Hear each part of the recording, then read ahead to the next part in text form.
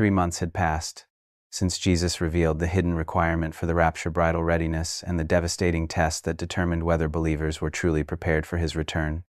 That revelation had shattered my comfortable assumptions about end times and forced me to confront the reality that millions of sincere Christians who expected to be raptured might not actually be ready for that encounter.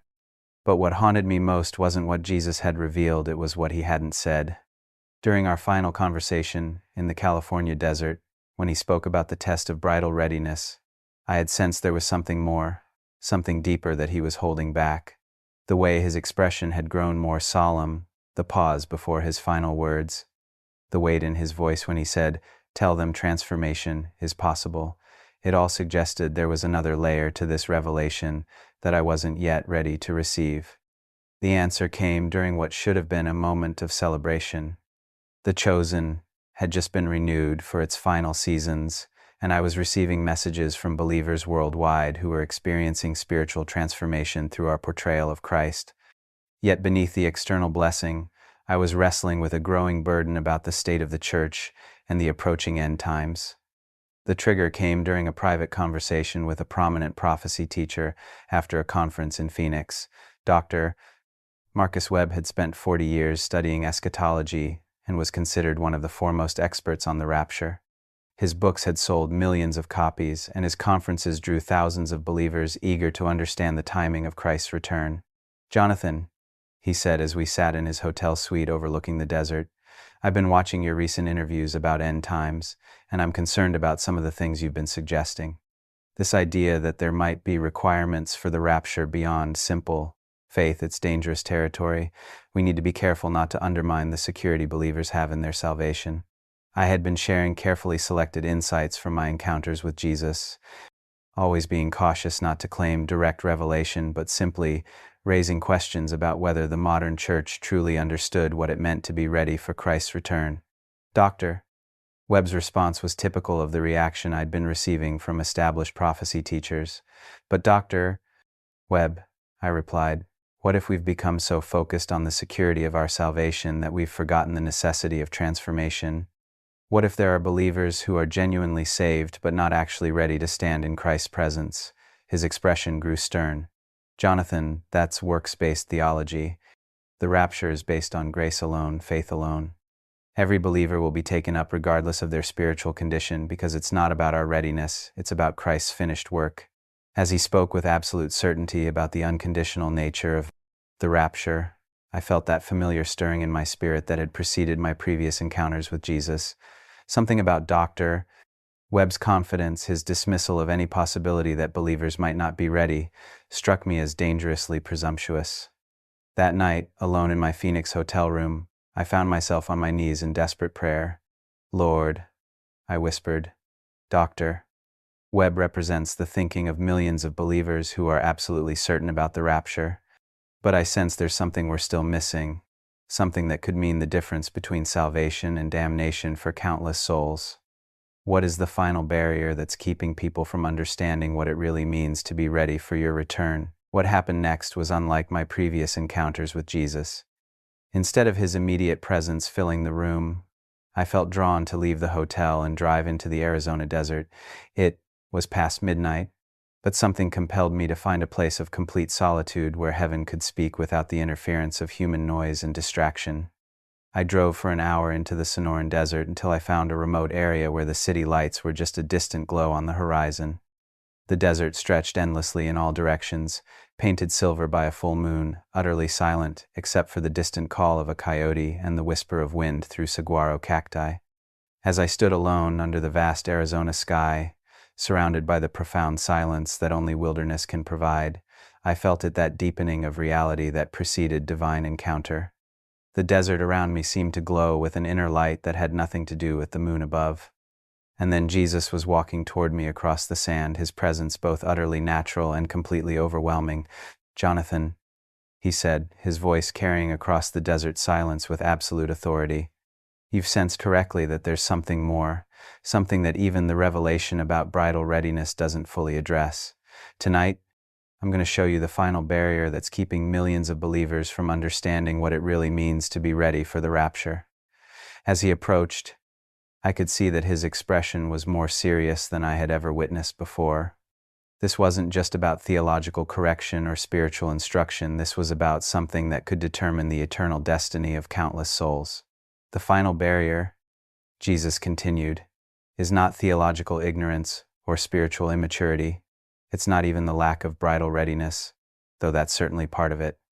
The final barrier is something so fundamental, so deeply embedded in modern Christianity that most believers don't even recognize it as a barrier at all. Before I could ask what he meant, the desert around us dissolved. We were observing what appeared to be a vast panorama of contemporary Christianity, not just individual believers, but entire denominations, theological systems, and spiritual movements that claim to be preparing people for Christ's return. Look carefully, Jesus instructed. What do you see? I watched as millions of sincere believers engaged in what they believed was preparation for the rapture. They studied prophecy charts, attended end times conferences, debated theological positions, and lived moral lives while confidently expecting to be taken up when Christ returned. Their faith appeared genuine, their devotion sincere, their biblical knowledge extensive. But as I looked deeper, guided by Jesus' perspective, I began to see something that chilled me to the bone. Despite their sincere religious activity, despite their correct theology about the rapture, despite their moral behavior and prophetic knowledge, there was something missing, something so fundamental that its absence would make their expectation of being raptured a tragic delusion. What you're seeing, Jesus explained, is the final barrier that's keeping millions of believers from true readiness for my return. They've learned to believe in the rapture without understanding what the rapture actually is. They've mastered the theology of end times without experiencing the transformation that end times theology is meant to produce. The vision expanded, and I could see how this barrier manifested across different segments of Christianity. Some had become so focused on the timing of the rapture that they'd forgotten its purpose. Others had become so confident in their theological position that they'd stopped examining their spiritual condition. Still others had become so comfortable with the idea of being rescued from tribulation that they'd never considered whether they were actually ready for translation into Christ's presence. The final barrier, Jesus said, his voice filled with both love and warning, is the substitution of intellectual agreement for spiritual reality. Millions of believers have learned to believe the right things about the rapture while remaining strangers to the spiritual transformation that would make them ready for that event. But what does that mean practically? I asked, my heart racing as I began to understand the implications of what he was revealing. It means, Jesus replied, that the modern church has created a system where people can have correct theology about the end times while living by their unregenerate nature. They can believe in the rapture while remaining spiritually unprepared for the rapture. They can expect to be taken up while lacking the spiritual reality that would make standing in my presence possible. The vision shifted to show me the difference between believers who had correct theology about the rapture and those who had experienced the spiritual reality that theology was meant to describe. The contrast was stark and undeniable. Those who had moved beyond intellectual agreement to spiritual reality didn't just believe in the rapture, they were being prepared for it through ongoing transformation. Their end times theology wasn't just information they possessed, it was reality they were experiencing as Christ prepared them for union with himself. But those who had substituted intellectual agreement for spiritual reality showed a different pattern.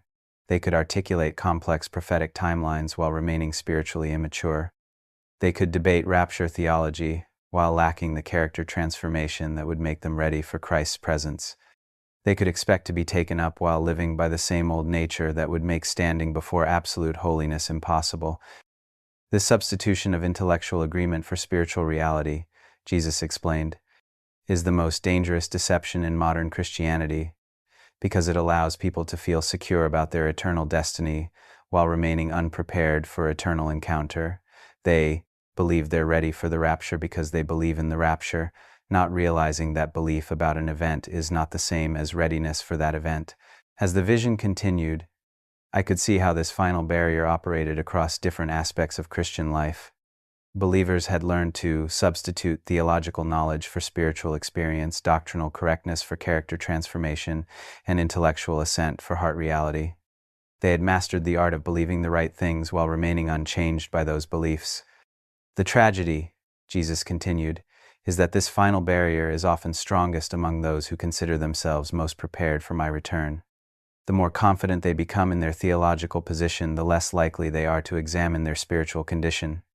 The more they focus on defending their beliefs about the rapture, the less attention they pay to whether they're actually ready for the rapture. The implications of what Jesus was revealing began to overwhelm me.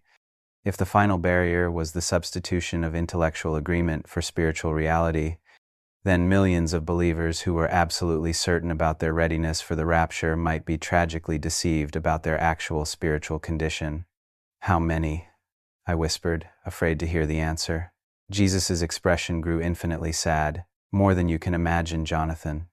The modern church has become expert at producing people who believe the right things, while remaining spiritually unchanged by those beliefs. They've learned to fill their minds with correct theology, while their hearts remain untransformed by divine reality. As the vision began to shift, I could see that Jesus was preparing to show me something even more specific about how this final barrier operated and what it would take to remove it before it was too late. Tomorrow night, he said, meet me at the place where you first understood the difference between believing about me and actually knowing me. There I will show you exactly how this final barrier operates in the lives of sincere believers and what it takes to move from intellectual agreement to spiritual reality before my return. As his presence began to fade, his final words burned themselves into my consciousness. Tell them that believing in the rapture is not the same as being ready for the rapture. Tell them that correct theology about end times is not the same as spiritual preparation for end times. Tell them that the final barrier keeping millions from true readiness is the substitution of intellectual agreement for spiritual reality. And tell them that removing this barrier is not about learning more, it's about being transformed by what they already know. And then I was alone in the Arizona desert, the silence broken only by the distant sound of wind through cacti and the settling of cooling sand. But everything had changed. The comfortable assumption that believing in the rapture was the same as being ready for the rapture lay in ruins around me. The final barrier wasn't about theological ignorance, it was about the substitution of intellectual agreement for spiritual reality. And according to Jesus, millions of sincere believers who were confident in their readiness for his return were actually trapped behind this barrier, believing the right things while remaining spiritually unprepared for the event they expected to experience. The question that would haunt me for the next 24 hours was simple but terrifying. Had I substituted intellectual agreement for spiritual reality in my own life?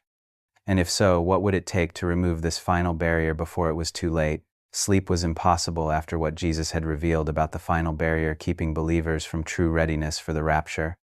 I spent the night in my Phoenix hotel room, pacing and praying, wrestling with the devastating realization that millions of sincere Christians had substituted intellectual agreement for spiritual reality, believing the right things about end times while remaining spiritually unprepared for the events they expected to experience. What tormented me most was the recognition that this barrier might exist in my own life. Despite years of studying Scripture, despite portraying Christ on screen, despite all my theological knowledge about the rapture, I couldn't honestly say I had moved beyond intellectual agreement to the kind of spiritual reality Jesus was describing. I knew the right answers, but had those answers transformed me at the deepest level? The next evening, I drove to a small prayer garden behind an old mission church in Sedona, where I had once experienced a profound encounter with God's presence. It was a simple space surrounded by red rock formations, with weathered wooden benches facing a rustic cross. I had come here years earlier during a crisis of faith, desperate to know whether my beliefs were just intellectual constructs or genuine spiritual reality. As I settled onto the same bench where that encounter had occurred, I felt the familiar thickening of the atmosphere that preceded Jesus' appearances. The garden grew luminous with an inner light that had nothing to do with the desert sunset painting the red rocks in brilliant hues.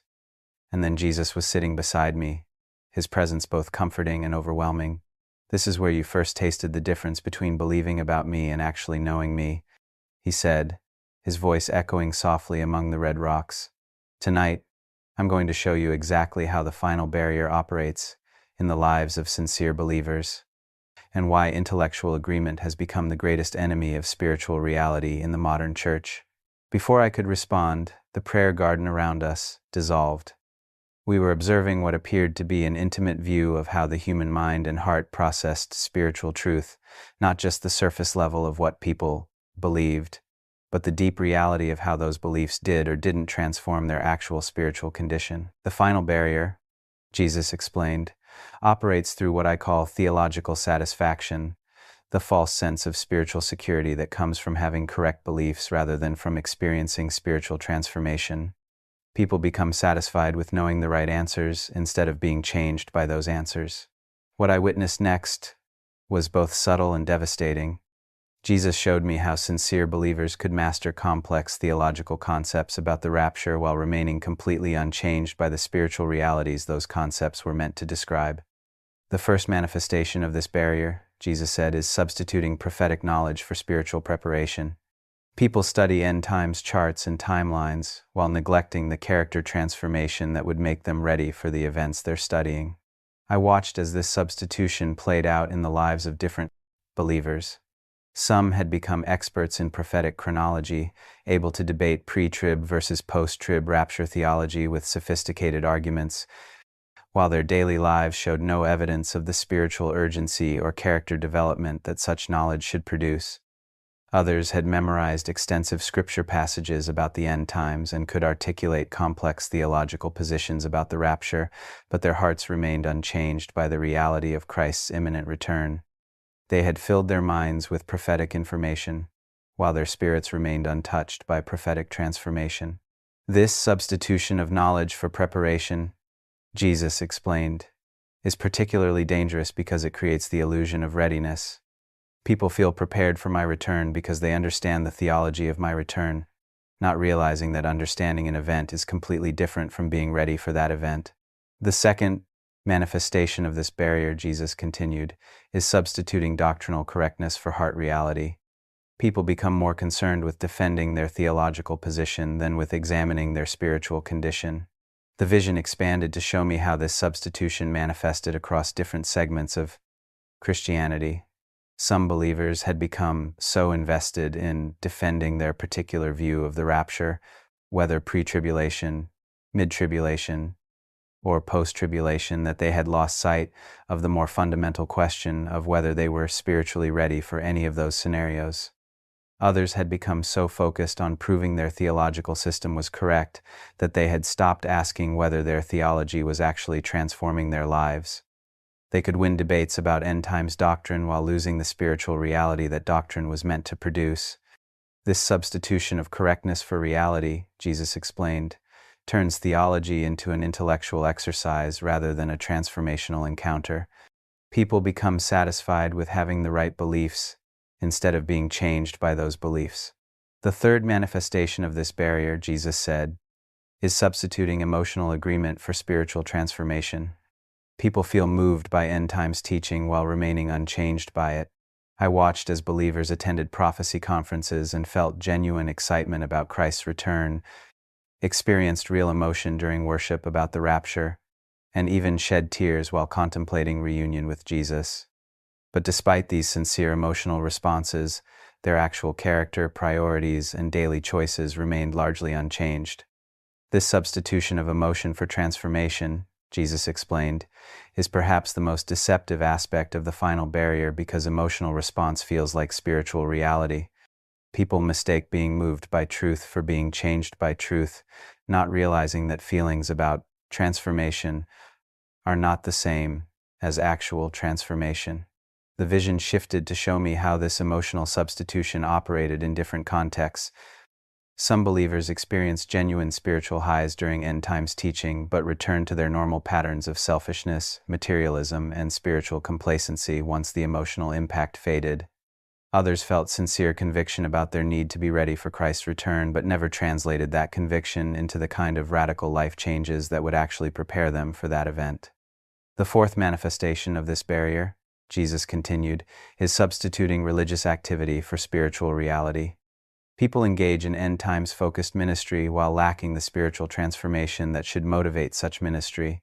I watched as believers threw themselves into prophecy teaching, end times evangelism, and rapture preparation activities while their own hearts remained largely unchanged by the realities they were proclaiming. Some became professional prophecy teachers who could deliver powerful messages about the need for readiness while lacking that readiness themselves. Others organized rapture preparation groups and end-time study sessions while using those activities as substitutes for the personal transformation that would actually make them ready for Christ's return. They were busy doing things related to the rapture while remaining spiritually unprepared for the rapture.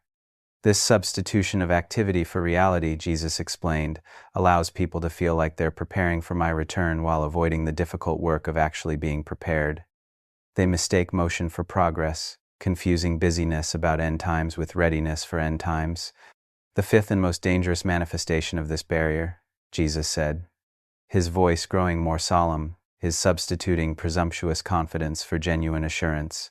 People become certain they're ready for the rapture based on their theological knowledge rather than on their spiritual condition.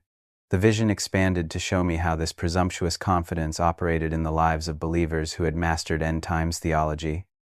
They felt absolutely certain they would be included in the rapture because they believed in the rapture, had studied the rapture, and could defend their position about the rapture. But their confidence was based on intellectual agreement rather than spiritual reality. This presumptuous confidence, Jesus explained, is the most dangerous aspect of the final barrier because it prevents people from examining their actual spiritual condition. They're so certain they're ready, based on what they believe, that they never ask whether those beliefs have actually transformed them into people who could stand in my presence. As the vision continued, I could see how this presumptuous confidence manifested across different types of believers. Some were confident because they had been taught that the rapture was unconditional for all believers, so they never considered whether there might be conditions they hadn't met. Others were confident because they had extensive prophetic knowledge, assuming that understanding the rapture was the same as being ready for it. Still others were confident because they had made a profession of faith and been taught that was sufficient, never considering whether that profession had resulted in the kind of transformation that would make them ready for perfect union with Christ. The tragedy, Jesus said, is that this presumptuous confidence often increases in direct proportion to theological knowledge. The more people study about the rapture, the more confident they become that they're ready for it, even when that study hasn't produced any actual spiritual transformation. As the vision began to shift, I felt overwhelmed by the implications of what Jesus was revealing. The final barrier wasn't about lack of information, it was about the substitution of information for transformation. Millions of believers had learned to be satisfied with correct beliefs instead of being changed by those beliefs. But Lord, I asked, my voice breaking with the weight of recognition, how can someone know if they've fallen into this trap? How can believers distinguish between intellectual agreement and spiritual reality in their own lives? That's what I'll show you tomorrow night. Jesus replied, his expression mixing divine authority with infinite compassion. Meet me at the place where you first understood what it meant to be transformed by truth rather than just informed by it. There I will reveal the test that distinguishes between intellectual agreement and spiritual reality and show you how to remove this final barrier before it's too late. As his presence began to fade, his final words burned themselves into my consciousness. Tell them that the final barrier is not ignorance, but the substitution of intellectual agreement for spiritual reality. Tell them that believing in the rapture is not the same as being ready for the rapture. Tell them that theological knowledge without spiritual transformation is the most dangerous delusion in modern Christianity.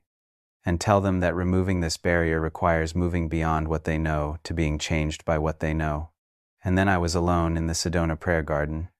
The silence broken only by the distant sound of wind through the red rocks and the settling of the desert evening. But the weight of what Jesus had revealed pressed down on me like a crushing burden. The final barrier keeping millions from readiness for the rapture wasn't theological ignorance, it was theological satisfaction without transformation.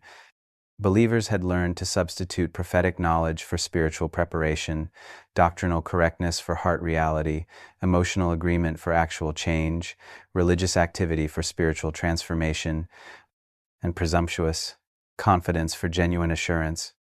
The question that would torment me until our final meeting was whether I had fallen into this same trap and what it would take to move beyond intellectual agreement to the kind of spiritual reality that would make me truly ready for Christ's return. The third night was the most crucial of my life. Jesus' revelation about the final barrier, the substitution of intellectual agreement for spiritual reality, had exposed the tragic delusion affecting millions of believers who were confident about their readiness for the rapture while remaining spiritually unprepared for that encounter. But more personally, it had forced me to confront the terrifying possibility that I had fallen into this same trap.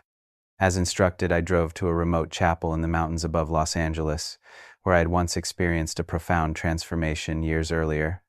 It was there, during a weekend retreat, that I had first understood the difference between knowing about God and actually knowing God, between having correct theology and being changed by that theology. The chapel was a simple stone structure nestled among pine trees, with rough wooden pews facing a stark altar beneath a massive wooden cross.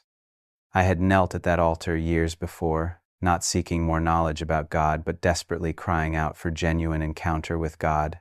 It was there that intellectual faith had given way to spiritual reality. As I settled into the same pew where that transformation had begun, I felt the familiar deepening of reality that preceded Jesus' appearances. The chapel seemed to glow with an inner light that had nothing to do with the mountain moonlight filtering through stained glass windows. And then Jesus was kneeling at the altar, his presence both utterly natural and completely overwhelming. "This is where you first move beyond believing about me to actually knowing me," he said, his voice echoing softly in the sacred space. "Tonight, I'm going to show you how to remove the final barrier that's keeping millions from true readiness for my return, and give you the test that distinguishes between intellectual agreement and spiritual reality." Before I could respond, the chapel around us dissolved. We were observing what appeared to be the most intimate view yet of the human heart's relationship to divine truth, not just how people processed information about God, but how that information either transformed them or left them unchanged. Removing the final barrier, Jesus explained, requires understanding that spiritual truth is not meant to be possessed, but to possess you. It's not meant to be mastered, but to master you. The breakthrough comes when you stop trying to understand truth and start allowing truth to transform you. What I witnessed next was both simple and revolutionary. Jesus showed me the fundamental difference between approaching spiritual truth as information to be acquired versus reality to be experienced, between seeking to master theology versus allowing theology to master you. The first step in removing the barrier, Jesus said, is recognizing the difference between head knowledge and heart reality.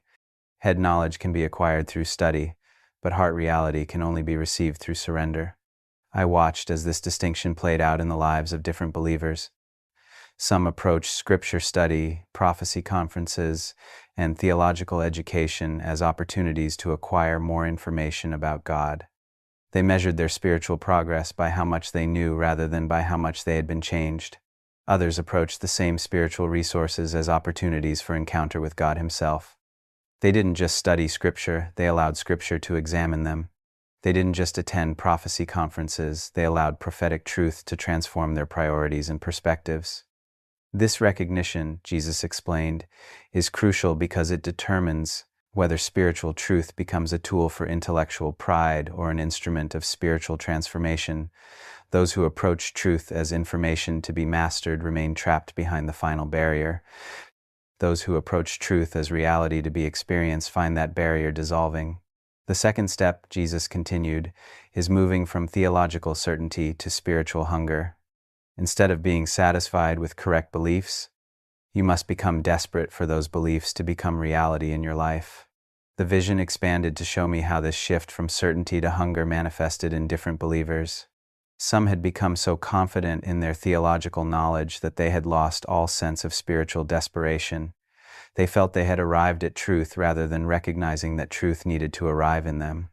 Others had maintained a holy dissatisfaction with the gap between what they knew intellectually and what they experienced spiritually.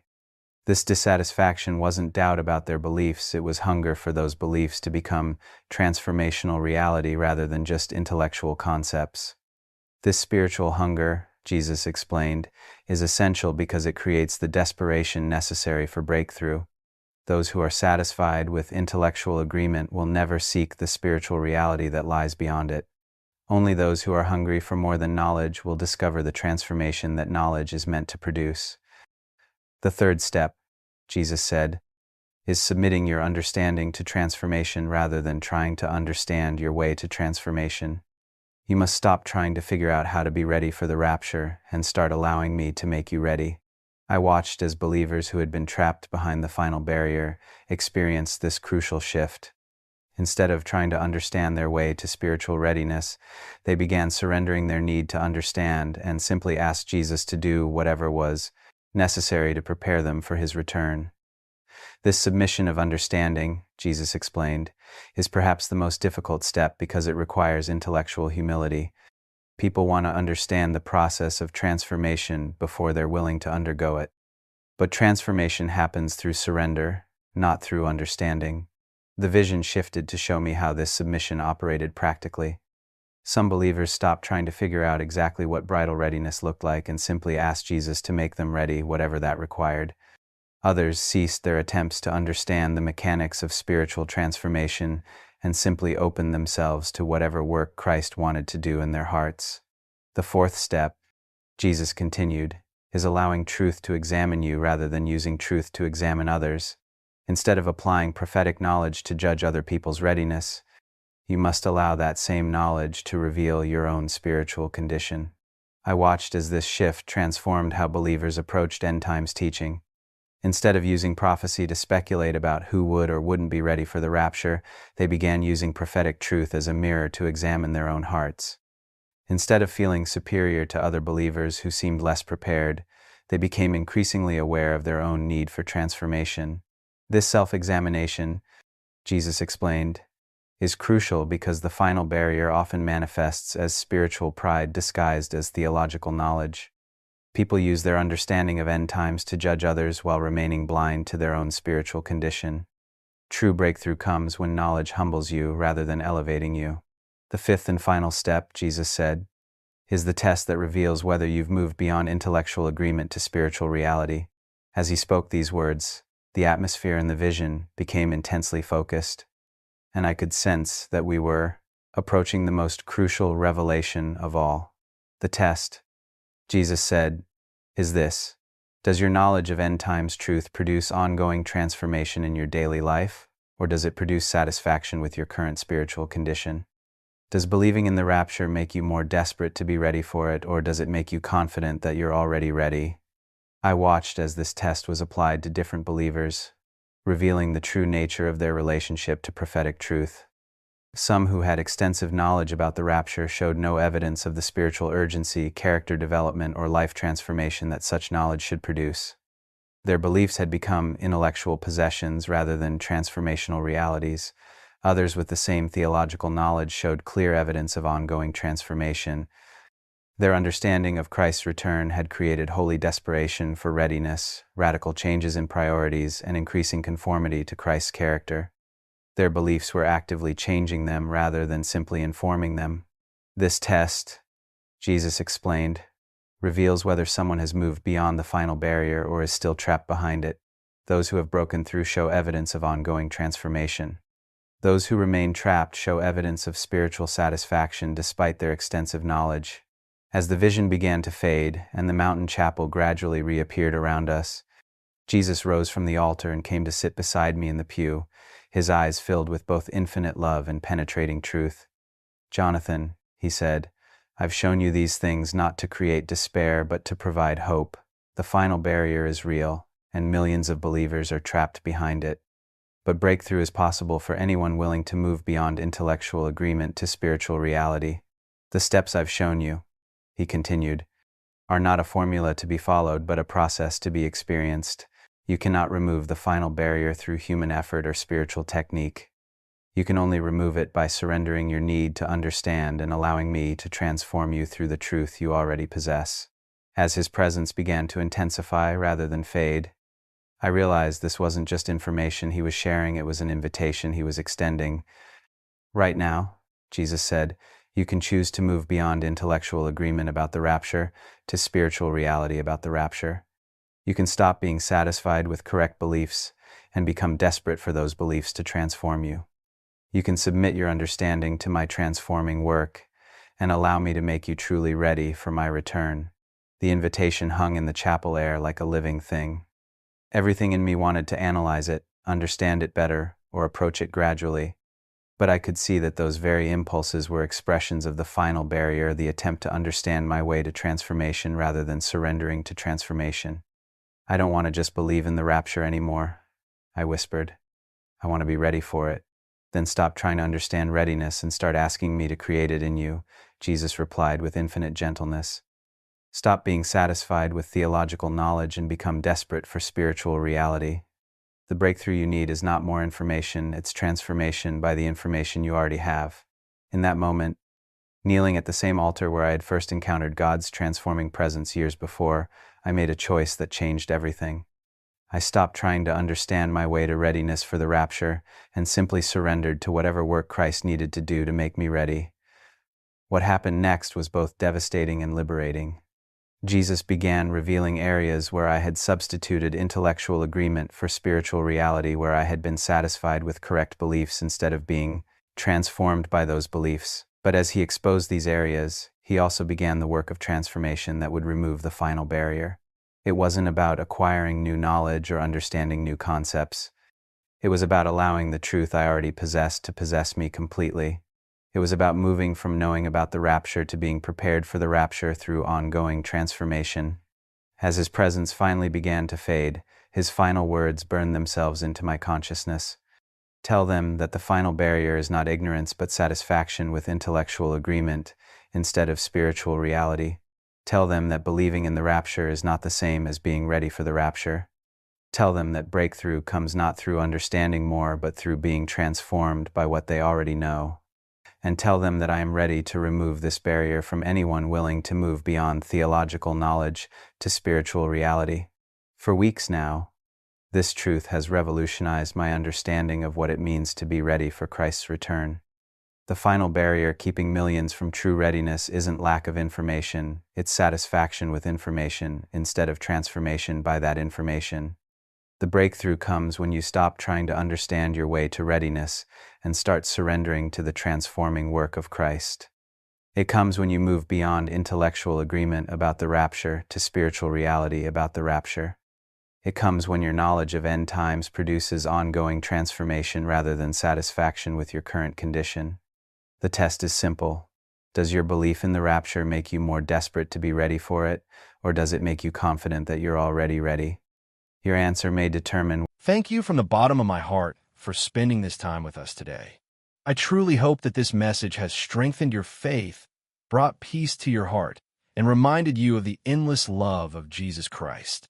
Whatever you may be facing right now, please remember that you are never alone. Jesus is walking beside you through every joy, every struggle, and every uncertain moment. His grace is greater than your fears. His love is stronger than your pain, and His light can guide you through even the darkest times. Keep praying, keep trusting, and place your worries in His hands. Jesus knows your heart, hears every prayer, and will give you the strength you need to keep moving forward. If this message blessed you, please share it with someone who may need hope today and subscribe to join our community. May Jesus bless you, protect your family, and fill your life with faith, love, and peace. Thank you for watching, and I'll see you in the next video. God bless you. Whether you experience the rapture or whether you need the tribulation to complete the transformation that should have happened through surrender to the truth you already possess, the choice is yours, and the breakthrough is available now for anyone willing to move beyond the final barrier to the spiritual reality that lies beyond it.